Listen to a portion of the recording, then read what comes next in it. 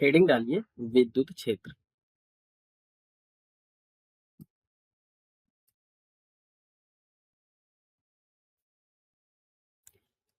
लिखिएगा इसमें विद्युत क्षेत्र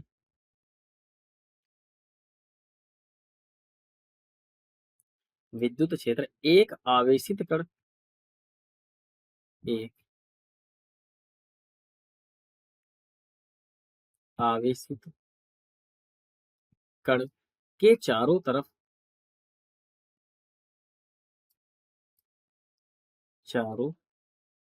तरफ वह क्षेत्र वह क्षेत्र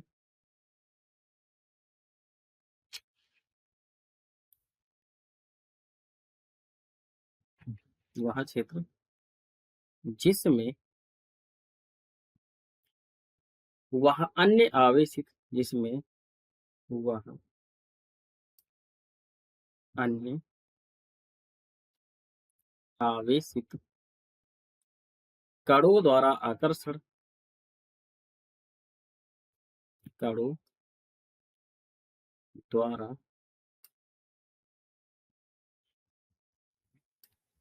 आकर्षण या प्रतिकर्षण बल का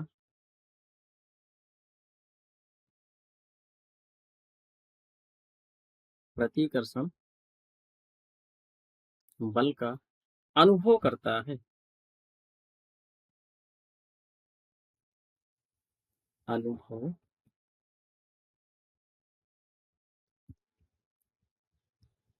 करता है विद्युत क्षेत्र कहलाता है।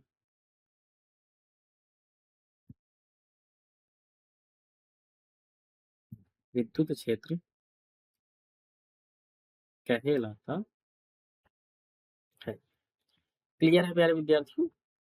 ठीक है, यानी कि ऐसे समझने का प्रयास कीजिए इसको।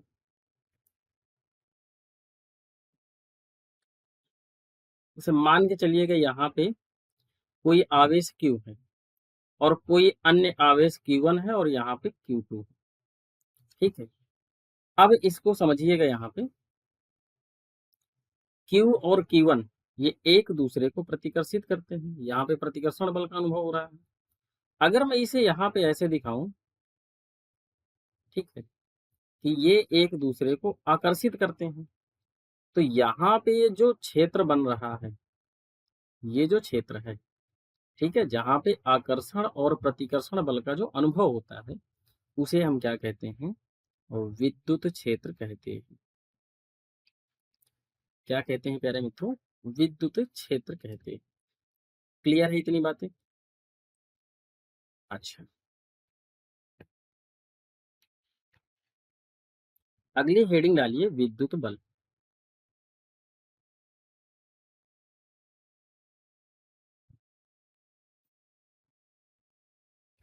लिखिएगा विद्युत क्षेत्र की विद्युत क्षेत्र की सीमा के मध्य सीमा के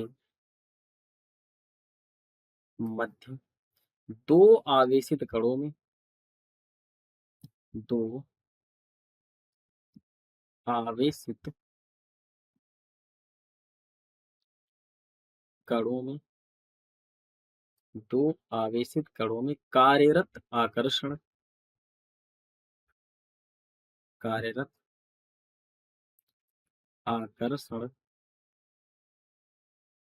या प्रतिकर्षण बल या प्रतिकर्षण बल विद्युत बल कहलाता है। विद्युत बल कहलाता है। क्लियर है प्यारे विद्यार्थी? अच्छा,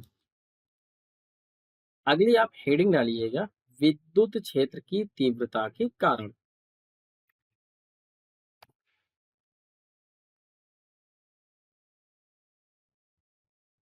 विद्युत क्षेत्र की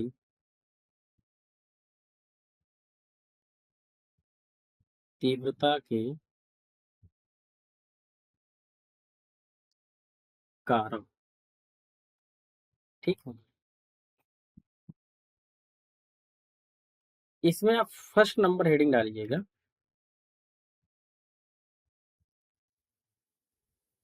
स्थिर आवेशों के कारण। स्थिर आवेशों के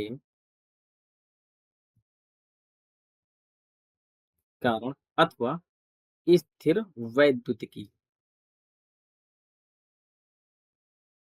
स्थिर वैद्युतिकी।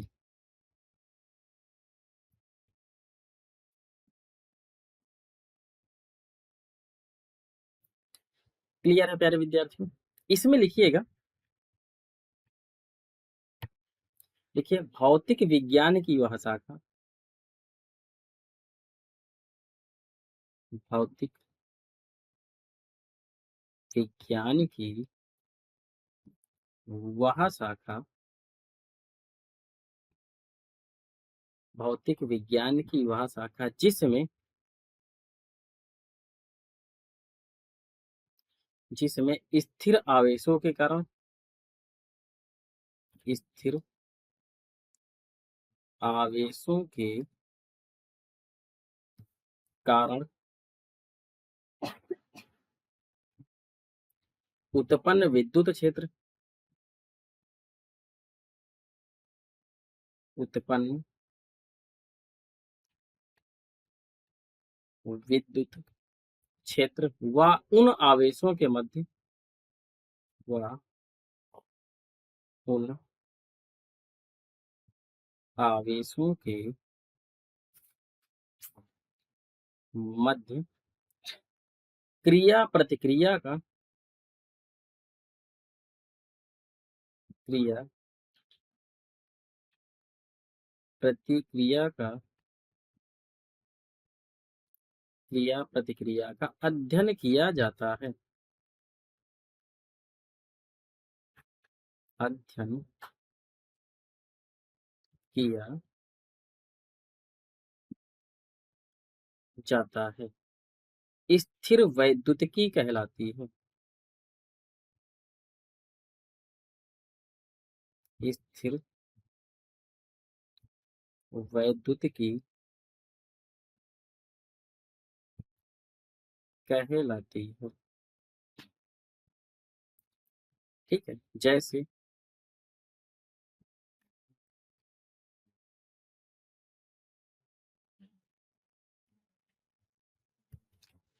जैसे कूलाम नियम, जैसे कूलाम नियम। क्लियर है प्यारे विद्यार्थियों? ठीक है, अभी हम आगे कूलाम नियम को पढ़ेंगे, और कूलाम नियम very very most important. Clear इतनी बातें?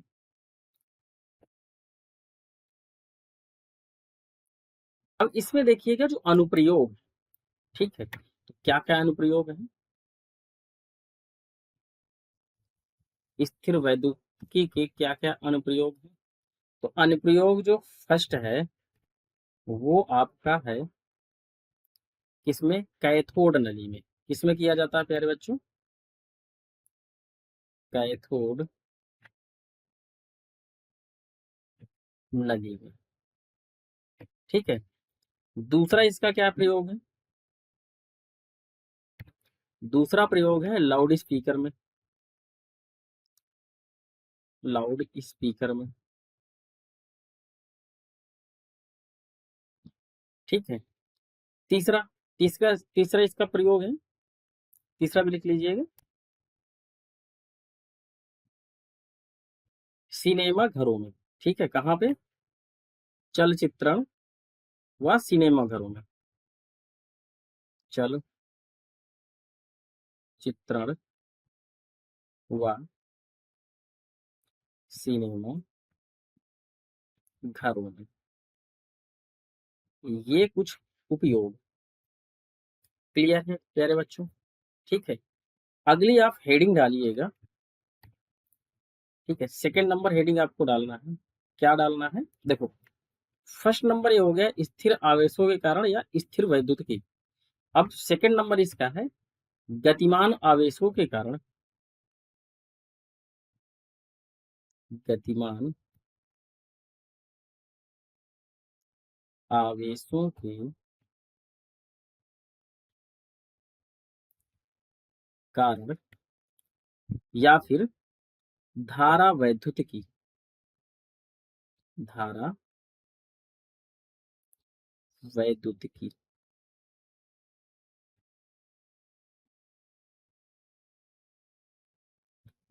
ठीक है, इसमें लिखिएगा। ठीक है, देखो, भौतिक विज्ञान की वह शाखा,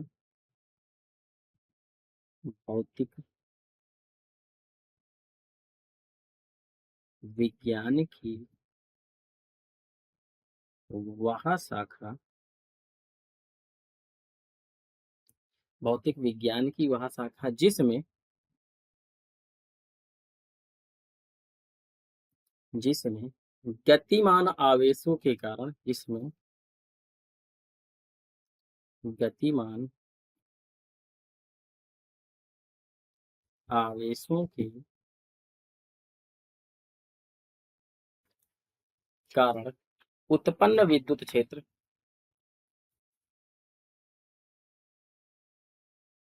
उत्पन्न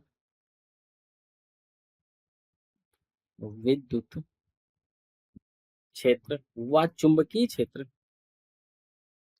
व चुंबकीय क्षेत्र एवं आवेशित कणों के मध्य, एवं आवेशित कणों के मध्य, आवेशित कणों के मध्य क्रिया प्रतिक्रिया का अध्ययन किया जाता है। आवेशित कणों के मध्य क्रिया प्रतिक्रिया का अध्ययन किया जाता है।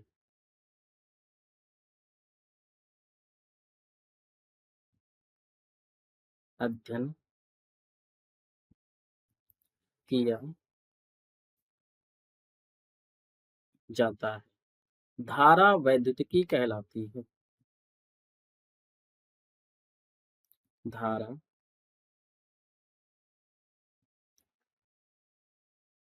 वैद्युतिकी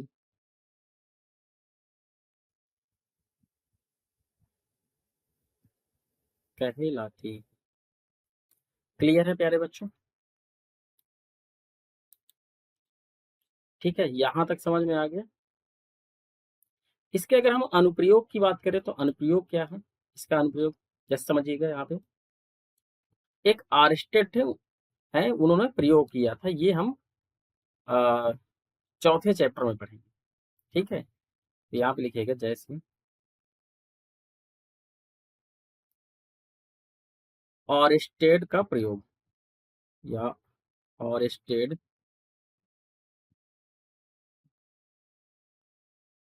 प्रयोग। ठीक है, अगली हेडिंग आप डालिएगा घर्षण वैद्युत की।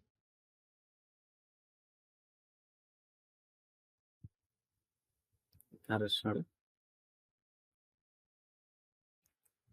वैद्युत की, इसमें लिखिएगा, लिखो घर्षण वैद्युत की क्या होती है? घर्षण वैद्युत की भौतिक विज्ञान की, घर्षण वैद्युत की भौतिक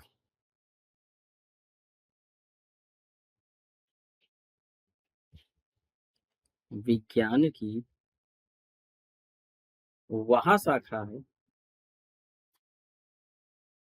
वह शाखा है जिसमें दो कुचालक वस्तुओं, जिसमें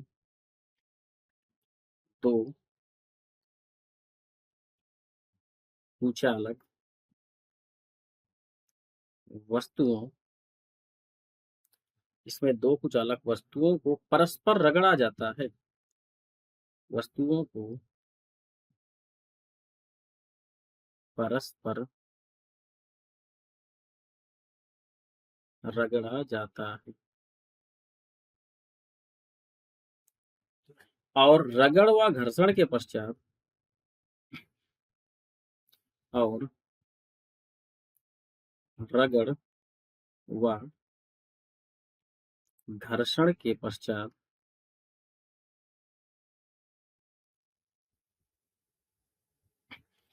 रगड़ व घर्षण के पश्चात यह दोनों वस्तुएं, यह दोनों वस्तुएं चालक बन जाती हैं, चालक बन जाती हैं। ठीक है,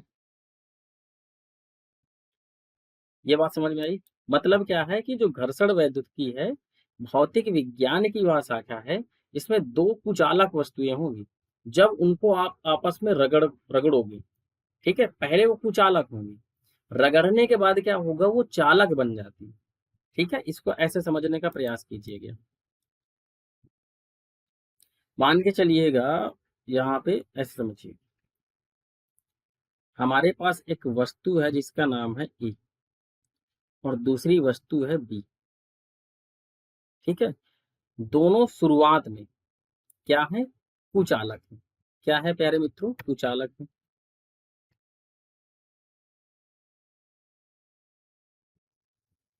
ये भी कुचालक है और ये भी कुचालक। ये कब की बात है कि घर्षण से पूर्व थे, यहाँ पे आप समझिएगा, घर्षण से पूर्व। ठीक है, ये एग्जाम्पल है। ठीक है, अब क्या होगा, जैसे ही हम इनको आपस में रगड़ेंगे, ठीक है, तो क्या हो जाएगा, घर्षण के पश्चात जो आपकी वस्तु ए थी और जो वस्तु बी थी, ठीक है, तो यहां पे समझिएगा कि इसमें अगर ये इलेक्ट्रॉन जा रहा है, इलेक्ट्रॉन का विनिमय हो रहा है, इलेक्ट्रॉन ट्रांसफर हो रहा है, तो इसका मतलब यहाँ पे जो है ये पॉजिटिव चार्ज आएगा और इस पर नेगेटिव चार्ज आएगा। ठीक है, अब क्या हुआ है कि ये जो दोनों वस्तुएं थी जिन्हें हम लोगों ने कहा था ए और बी, जो कुचालक थी, जैसे इनको आपस में रगड़े तो क्या हो गया कि यहाँ पे जो ए वस्तु है इस पर धनावेश आ गया और बी वस्तु पर ऋण आवेश आ गया। धन आवेश का यह मतलब है कि इसमें से इलेक्ट्रॉन बी में आया।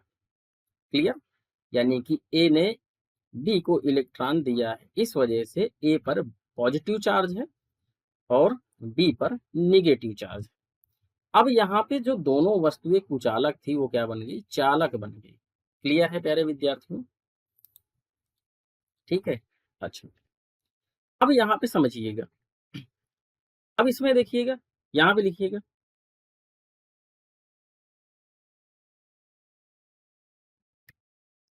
जो वस्तु इलेक्ट्रॉन त्याग करती है,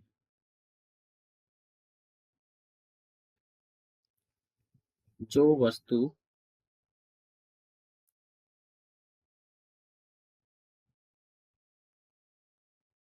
इलेक्ट्रॉन त्याग करती है,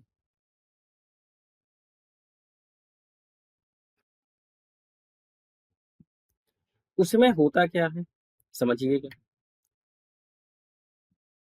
उस पर धन आवेश आता है। क्या आता है, उस पर धन आवेश आता है। कैसा आवेश आता है, धन आवेश आएगा। ठीक है, और क्या होगा, और इस चीज को पॉजिटिव यानी कि धनावेश से दर्शाया जाएगा, धन आवेश दर्शाया जाता है। ठीक है, ये चीज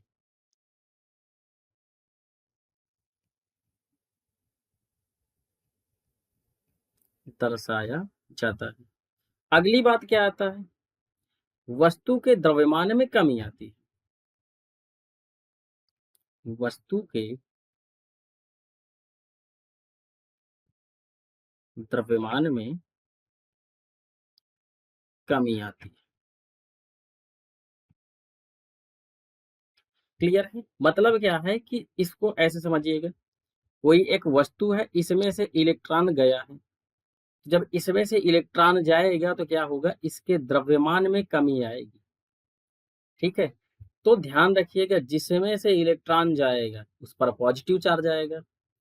ठीक है, और उसमें द्रव्यमान में कमी होगी। क्या होगी प्यारे मित्रों, द्रव्यमान में कमी होगी। क्लियर है? अच्छा, अगली बात समझने का प्रयास कीजिएगा। अब क्या होगा कि जो वस्तु इलेक्ट्रॉन ग्रहण करती है उस पर क्या होगा, तो यहां पे देखिएगा, जो वस्तु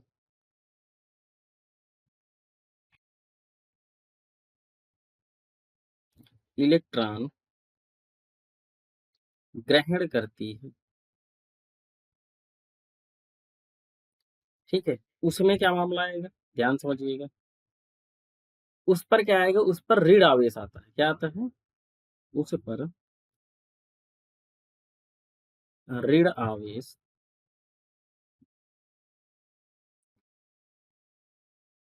आता है। क्लियर?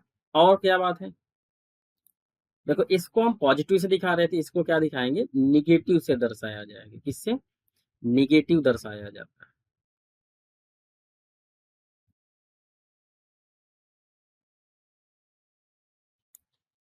अगली बात क्या होगी कि वस्तु के द्रव्यमान में,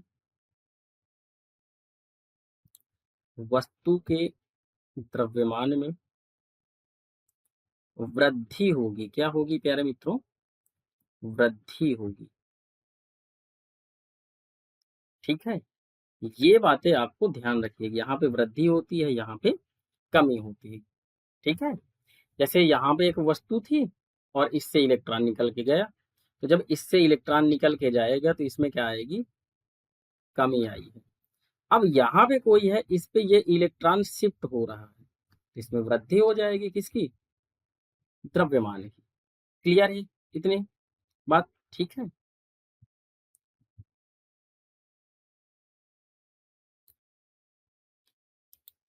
आगे समझने का प्रयास करते हैं। ठीक है, अब हम क्या करते हैं, घर्षण वैद्युतिकी के कुछ उदाहरण देख लेते हैं।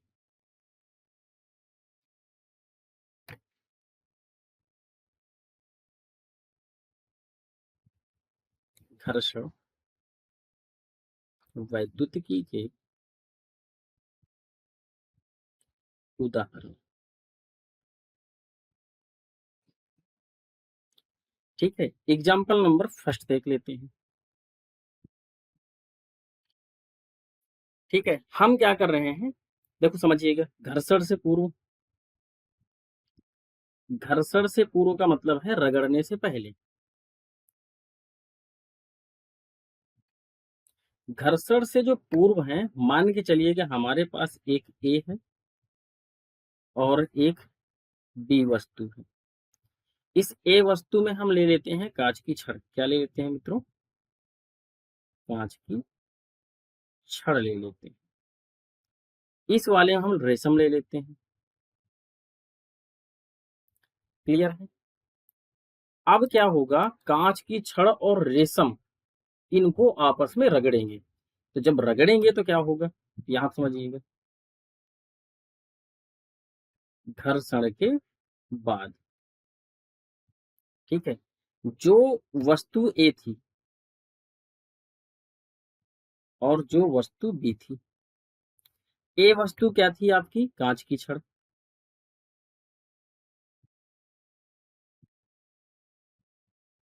और बी वस्तु क्या थी आपकी, रेशम।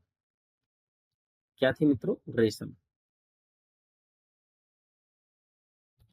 अब हो क्या रहा है, जब कांच की छड़ को रेशम को रगड़ा जाता है तो कांच वाले से इलेक्ट्रॉन इसमें शिफ्ट होता है, यानी इलेक्ट्रॉन क्या हो रहा है, बी में शिफ्ट हो रहा है, बी में जा रहा है। ठीक है, तो जिसमें से जाएगा उसमें क्या आएगा, उसमें आएगा पॉजिटिव चार्ज। ठीक है, तो कांच की छड़ पर आया पॉजिटिव चार्ज, और जिसमें गया है वहां पे आएगा मित्रों नेगेटिव चार्ज। क्या आएगा, नेगेटिव चार्ज आएगा। क्या ये बात क्लियर है? ठीक है, ये कब आया है, जब हमने इनको आपस में घर्षण करवाया। ठीक है, यहाँ पे और एक एग्जाम्पल देख लेते हैं, समझिएगा। इस बार हम क्या कर रहे हैं,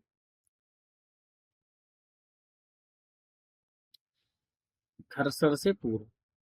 ठीक है, जितनी भी चीजें होंगी घर्षण से पूर्व जो होंगी वो कुचालक होंगी। क्या होंगी मित्रों, कुचालक होंगी। ठीक है, तो हम इस बार ले रहे हैं एक वस्तु ए है, यहाँ पे हम क्या कर रहे हैं,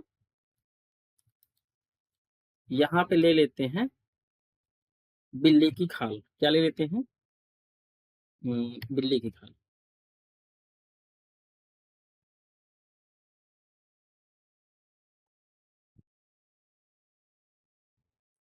और जो आपकी बी वस्तु है, वहां पे एबोनोइट की छड़ लेते हैं। क्या लेते हैं, एबोनोइट, एबोनोइट की छड़। अब ध्यान समझिएगा, घर्षण से पूर्व जितनी भी वस्तुएं हैं वो सारी की सारी क्या होंगी भैया, कुचालक होंगी। यानी जो बिल्ली की खाल है वो भी कुचालक है, एबोनॉइड की छड़ है वो भी कुचालक है, यानी इनमें कोई आवेश विद्यमान नहीं। अब क्या करते हैं, इनको आपस में घर्षण कराते हैं।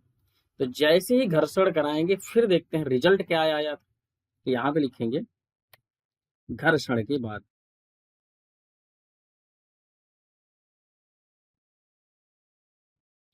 घर्षण के बाद क्या हुआ कि जो आपकी ए वस्तु थी और जो बी वस्तु, ठीक है, इसमें से क्या हो रहा है, ए से बी में इलेक्ट्रॉन का विनिमय हुआ, यानी ए से बी में इलेक्ट्रॉन शिफ्ट हुआ। कब, घर्षण के बाद। ए वाली जो वस्तु थी वो क्या थी, बिल्ली की खाल।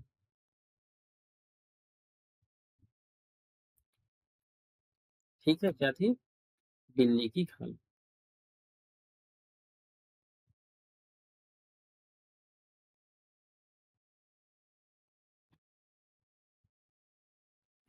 और जो बी वाली वस्तु थी वो क्या थी, एबोनॉइट, एबोनॉइट। ठीक है, की छड़। ठीक है, बिल्ली की जो खाल थी, बिल्ली की खाल को एक चीज और भी कहते हैं, क्या कहते हैं, उसको भी लिख लीजिएगा। इसको कहते हैं फर। क्या कहते हैं मित्रों, फर। ठीक है, तो जो बिल्ली की खाल है इसमें से इलेक्ट्रॉन इसमें शिफ्ट हुआ है एबोनाइट की छड़ में, तो इसमें आएगा प्यारे मित्रों पॉजिटिव चार्ज, और इसमें आएगा निगेटिव चार्ज। क्लियर है इतनी बातें? ठीक है, ये प्रयोग किए गए थे, ये साइंटिस्टों के द्वारा देखा गया। ठीक है, अगली बात समझिएगा यहाँ पे। फिर एक साइंटिस्ट आते हैं जिनका नाम है चार्ल्स डुफे, तो उन्होंने प्रयोग किया। क्या प्रयोग किया, इसको लिखिएगा। क्या लिखेंगे, चार्ल्स डुफे प्रयोग। चार्ल्स डुफे ने क्या प्रयोग किया था, उन्होंने क्या किया, ध्यान समझिएगा, धन आवेशित कांच की छड़ ली। कैसी छड़ ली, देखो यहाँ पे ये धन आवेशित कांच की छड़ है, और दूसरी भी धन आवेशित कांच की छड़ लिए। उन्होंने क्या देखा, ये क्या है, धन आवेशित कांच की छड़ है। ठीक है, यानी दोनों पर प्लस आवेश है, धन आवेशित कांच की छड़। इधर भी उन्होंने यही चीज ली, धन आवेशित कांच की छड़ ली।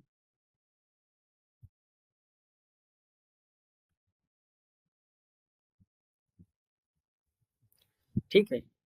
उन्होंने क्या देखा, उन्होंने ये देखा कि इनके बीच में जो है, इनके बीच में, ठीक है, क्या हो रहा है, प्रतिकर्षण हो रहा है, ये एक दूसरे को हटा रही हैं, दूर भगा रही हैं।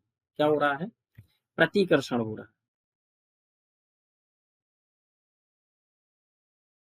ठीक है, ये एक दूसरे को ऐसे हटा रही हैं, जैसे इनको लेके आएंगे। ठीक है, दूसरी बात फिर उन्होंने क्या प्रयोग किया, उन्होंने इस बार एबोनाइट की छड़ ली। क्या लिया भाई, एबोनाइट की छड़।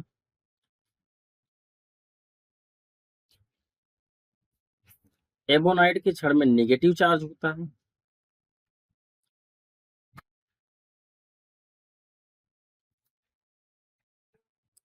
ठीक है, ये भी नेगेटिव चार्ज था। तो जब इनको देखा तो इनके बीच में भी क्या होगा भी, प्रतिकर्षण हुआ। क्या हुआ, प्रतिकर्षण हुआ।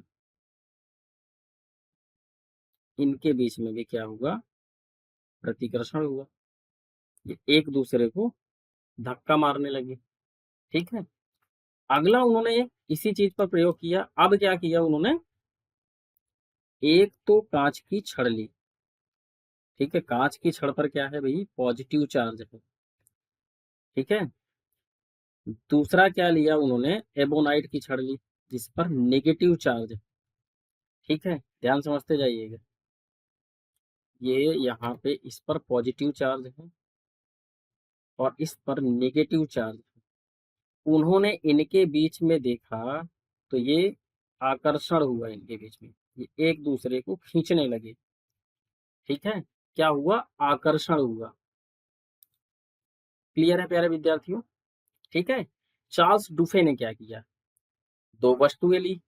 पहले उन्होंने क्या लिया, दोनों धनावेश यानी कांच की छड़ ली, उनको लटकाया, और लटकाने के बाद क्या देखा उनको, कि वो एक दूसरे को प्रतिकर्षित कर रही हैं, हटा रही हैं दूर। फिर उन्होंने क्या किया, एमोनाइट की छड़ ली, दोनों नेगेटिव चार्ज वाली। ठीक है, उनमें भी देखा, वो भी एक दूसरे को हटा रही थी। ठीक है, फिर उन्होंने क्या किया, एक पॉजिटिव चार्ज यानी एक कांच की छड़ ली और एक एबोनाइट की छड़ ली। ठीक है, तो उनको जब देखा गया तो क्या हुआ, वो आपस में एक दूसरे की तरफ आकर्षित होने लगी। क्लियर इतनी बातें, तो वहां पे आकर्षण हुआ। अब यहाँ पे लिखिएगा इसका क्या निष्कर्ष निकला, लिखिएगा।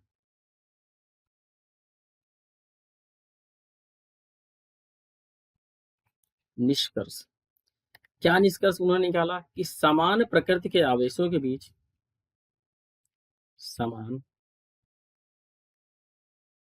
प्रकृति के आवेशों के बीच समान प्रकृति के आवेशों के बीच प्रतिकर्षण होता है।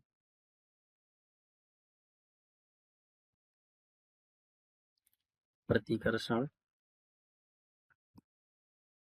होता है, वह विपरीत प्रकृति के आवेशों, विपरीत प्रकृति के आवेशों के बीच आकर्षण होता है। आवेशों के बीच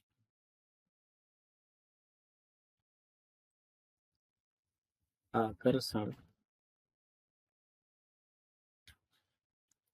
होता है। ठीक है, ये इन्होंने क्या निकाला, निष्कर्ष निकाला।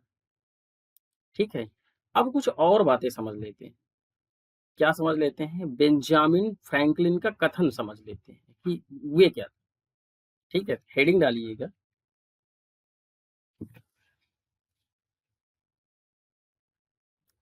बेंजामिन फ्रैंकलिन के कथन, फ्रैंकलिन के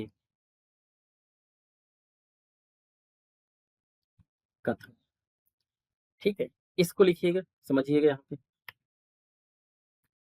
देखो, बेंजामिन व फ्रैंकलिन के अनुसार, बेंजामिन व फ्रैंकलिन, बेंजामिन व फ्रैंकलिन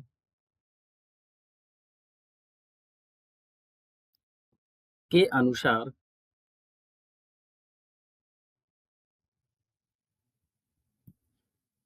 जब कांच की छड़ को जब कांच की छड़ को जब कांच की छड़ को रेशम के कपड़े से रगड़ा जाता है, रेशम के कपड़े से रगड़ा जाता है,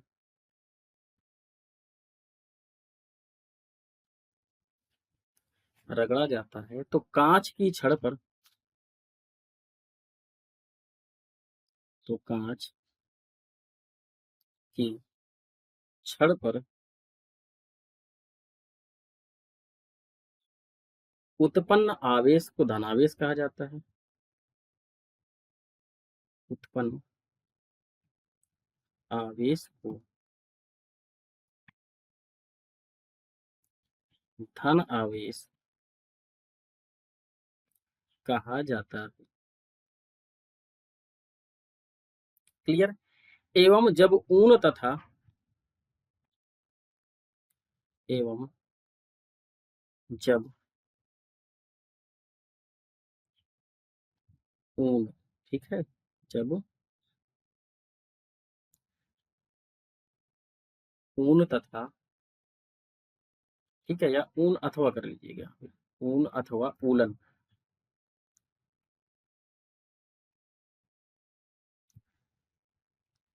ऊलन कारपेट का घर्षण, कारपेट का घर्षण करिए, कारपेट का घर्षण प्लास्टिक की छड़ से,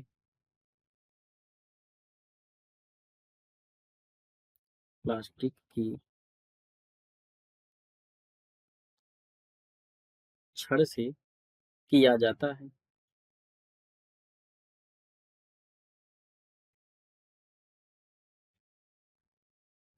किया जाता है तो प्लास्टिक की छड़ पर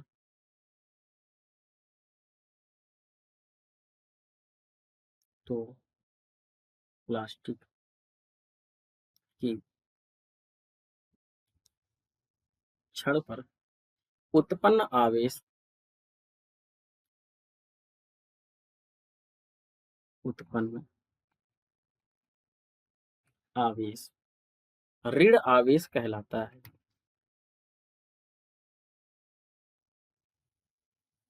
ऋण आवेश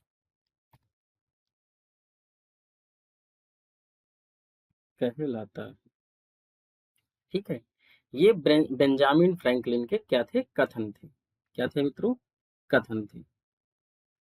ठीक है,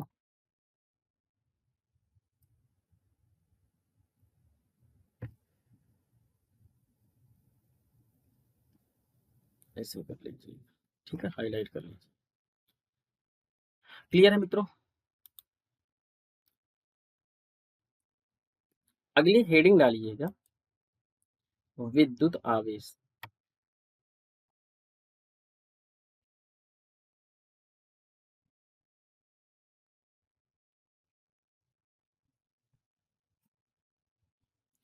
इसमें लिखिएगा,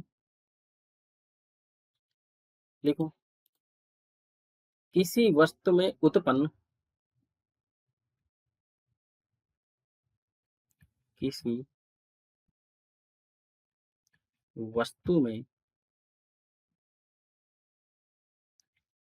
उत्पन्न वह गुण जिसके कारण,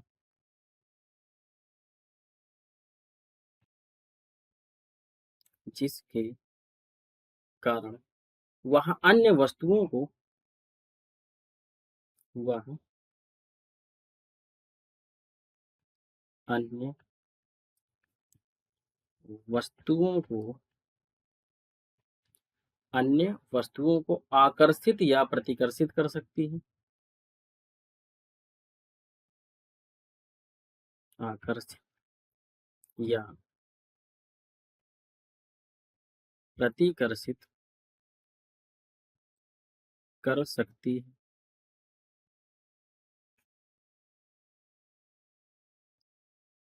विद्युत आवेश कहलाता है। विद्युत आवेश कहलाता है। क्लियर है प्यारे विद्यार्थी? अच्छा, अगली बात यहाँ पे समझने का प्रयास कीजिएगा, कुछ पॉइंट समझ लेते हैं। आवेश को लिखिएगा यहाँ पे, आवेश को आवेश को स्मॉल क्यू या कैपिटल क्यू से दर्शाया जाता है।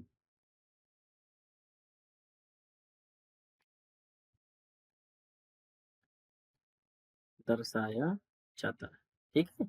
आवेश को स्मॉल क्यू से भी दिखा सकते हैं और कैपिटल की से क्यू से भी दिखा सकते हैं। अगला पॉइंट समझिएगा यहाँ पे,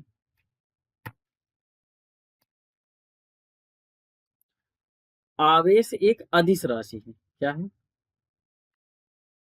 आवेश एक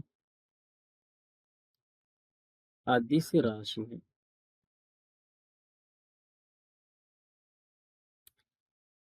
ठीक है। अगला, आवेश के मात्रक की हम अगर बात करें, आवेश के मात्रक अलग अलग होंगे अलग अलग पद्धतियों में। ठीक है,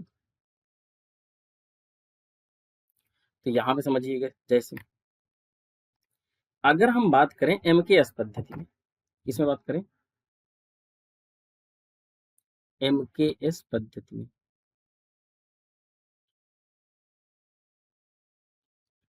एमकेएस पद्धति में समझिएगा क्या होता है। हमको पता है कि Q बराबर होगा IT। ठीक है, तो हम किसका निकाल रहे हैं? Q का। I का होगा भैया एम्पियर और T का होगा सेकंड। ठीक है, तो आवेश का मात्रक क्या हो गया एमकेएस पद्धति में? Ampere into second. ठीक है, अगला यहाँ पे समझिएगा, अगला हम देखते हैं एसआई पद्धति में। किसमें देखते हैं? एसआई पद्धति में।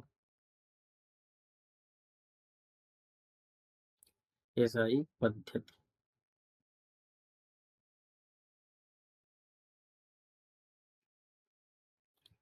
एसआई पद्धति में क्या होता है? इसका मात्रक होता है कूलाम। क्या होता है मित्रों? कूलाम होता है। ठीक है, अगली अगर हम बात करें सीजीएस पद्धति में,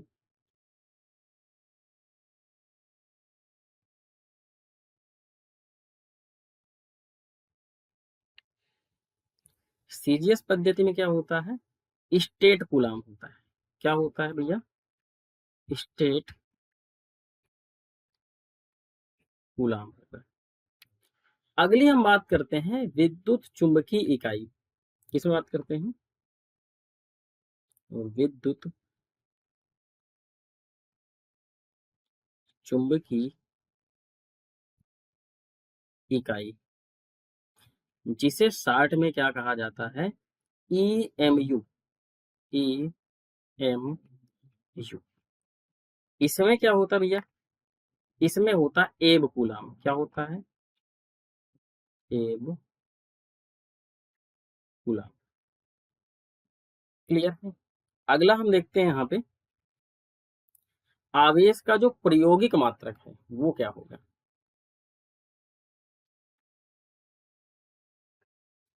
आवेश का प्रायोगिक मात्रक, यानी जो प्रयोग में लिया जाता है वो हम क्या नापते हैं, किस तरीके से? तो वो होता है एम्पियर इंटू घंटा। क्या होता है मित्रों? एम्पियर इंटू घंटा। ठीक है, अगली बात और भी हम यहाँ समझने का प्रयास करते हैं कि जो एक कूलाम होता है, क्या होता है मित्रों? एक कूलाम। एक कूलाम किसके बराबर होता है? 3 × 10⁻9 स्टेट कूलाम की। क्लियर? अगला पॉइंट समझिएगा, एक कूलाम बराबर होगा 1/10 एब कूलाम के। किसके बराबर होगा? 1/10 एब कूलाम। ठीक है, एब कूलाम किसका है? विद्युत चुंबकीय इकाई। क्लियर है इतनी बातें? अब हम इसमें देखते हैं आवेश का विमेय सूत्र। ठीक है, तो यहाँ पे देखिएगा, हेडिंग डालिएगा। ठीक है, हेडिंग क्या है ऐसे लिखिएगा, आवेश का विमेय सूत्र। ठीक है, तो देखो हमको पता है कि आई बराबर जो है यानी कि क्यू बराबर, ठीक है, क्यू बराबर होगा भैया आई टी। ठीक है, और इसका विमेय सूत्र लिखेंगे, तो आई का होगा एम्पियर और टी का होगा टाइम। ठीक है, तो ये इसकी विमा हो गई। इसे आप ऐसे भी लिख सकते हैं कि M0L0 A T। ठीक है, ये हो गया। क्लियर है इतनी बातें? अच्छा, अब यहाँ पे हेडिंग डालिएगा एक कूलाम की परिभाषा।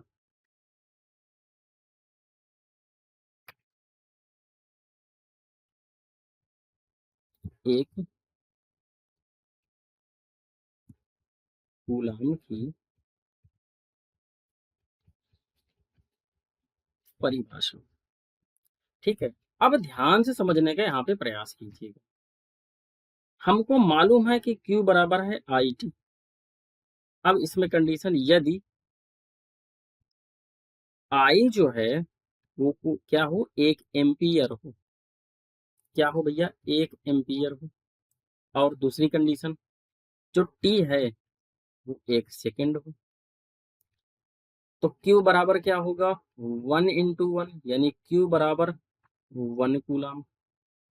ठीक है, अब यहीं से इसकी परिभाषा निकल के आती। परिभाषा क्या है यहाँ पे लिखिएगा।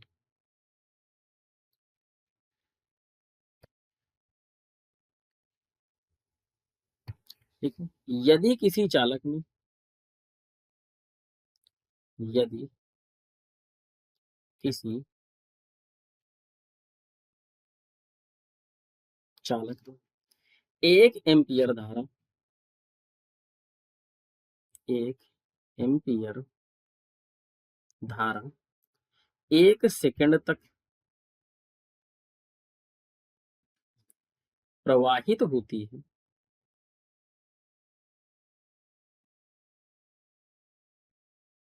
प्रवाहित होती है, तो चालक पर,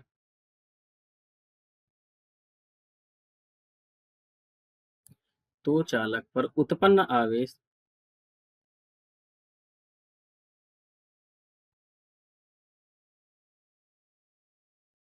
उत्पन्न आवेश 1 कूलाम कहलाता है। 1 कूलाम कहलाता है।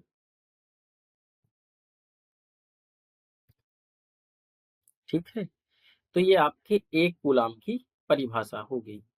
क्लियर है? अगली हेडिंग डालिएगा आवेश के गुण।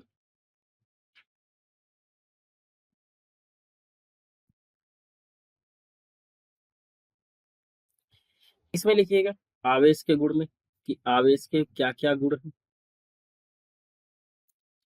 ठीक है, तो यहाँ आप समझिएगा,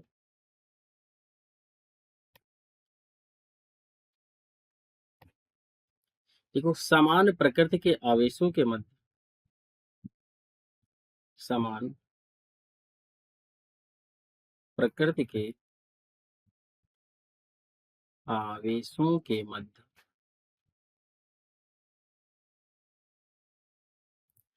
समान प्रकृति के आवेशों के मध्य प्रतिकर्षण होता है।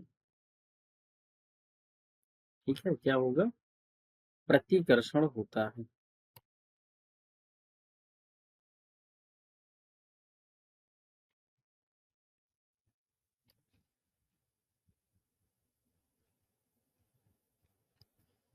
ठीक है, अगला क्या है, इसको लिखिएगा। एक स्थिर आवेश, एक स्थिर आवेश अपने चारों तरफ, अपने चारों तरफ विद्युत क्षेत्र निर्मित करता है। अपने चारों तरफ क्या करता है? विद्युत क्षेत्र,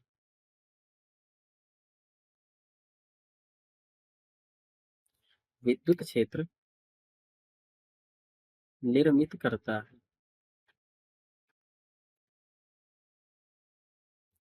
अगला समझिएगा। एक गतिमान आवेशित कण, एक गतिमान आवेशित कण, एक गतिमान आवेशित कण अपने चारों तरफ,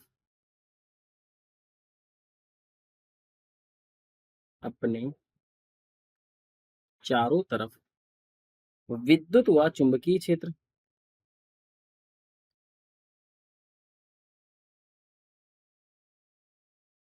विद्युत व चुंबकीय क्षेत्र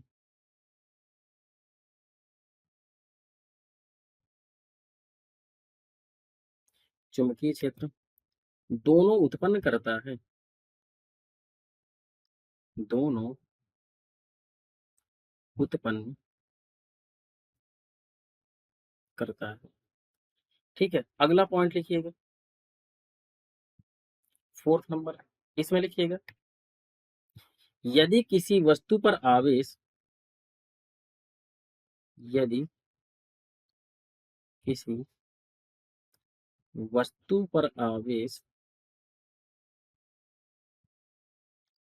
यदि किसी वस्तु पर आवेश इलेक्ट्रॉन उपस्थित आवेश के तुल्य होता है,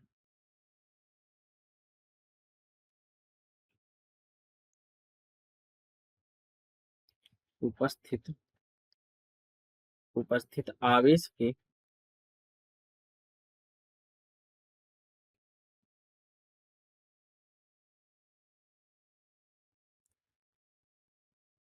तुल्य होता है, तो उसे तो उसे एक क्वांटा, तो उसे एक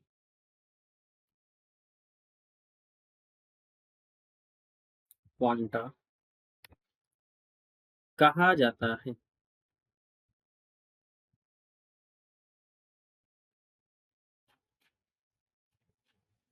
ठीक है, अब यहाँ पे समझिएगा इसको। क्यू बराबर 1.6 × 10⁻⁻19 कूलाम, इसको क्या कहा जाएगा? इसको कहा जाएगा एक क्वांटा। क्या कहा जाएगा मित्रों? एक क्वांटा कहा जाएगा। क्लियर है इतनी बातें?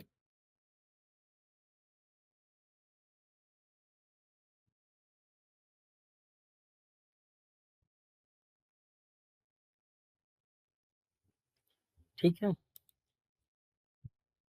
अगली हेडिंग डालिएगा। आवेश का क्वांटम,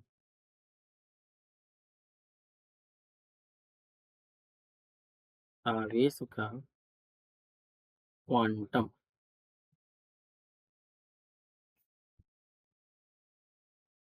इसमें लिखिएगा किसी वस्तु पदार्थ या